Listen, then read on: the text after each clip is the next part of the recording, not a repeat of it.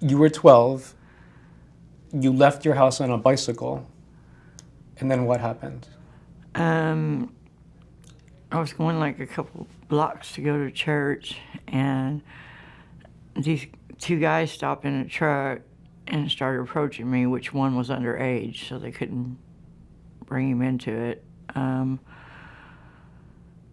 They said I was going with them, and I said, no, I'm not, and I tried to take off, and they jerked me off my bicycle, and they put me in the truck, and they were hitting me, and I was screaming and crying that I didn't want to go, and I guess no one heard me, and we went out onto a road where there was fields, and I'm not sure what road it was today. And by the time we got there, all my clothes was ripped off of me, and they raped me there. In the field or in the car? In the car. And they were hitting me and beating me so bad that parts of it I don't even remember.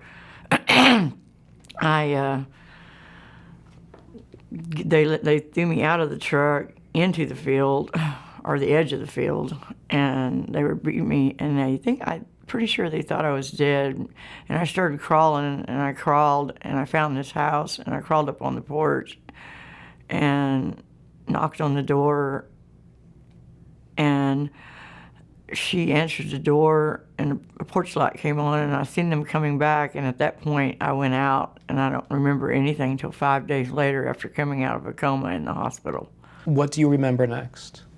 Knocking on the door, and some lady coming to the door, and I seen them coming back, and what I was told is she's the one that saved my life, but I don't know who the lady is today or where the road is today. Were you bleeding? Yeah, I was totally beaten, had blood all over me. So you woke up in the hospital 5 days later? I went into a coma because I had some pretty hard head issues where they threw me up against the door, punching me, and so forth. And I'm not sure what all, I just know I had cuts and bruises all over me. You woke up 5 days later, and did you have stitches? Were you badly bruised? I had stitches around my private part, and I was told at that point by the doctor that it was a 99% chance that I could probably never have kids. And did you want kids? Yes, when I was younger, yes, I did. Stitches in your private parts, that's a pretty brutal rape. That means that they ripped your skin. That means that they ripped you. That's correct? Yes, sir. What about now? Do you want kids? Well, even if I did, I couldn't have them. I mean, yeah, I love kids, but I can't have them, so. Prosecutor called me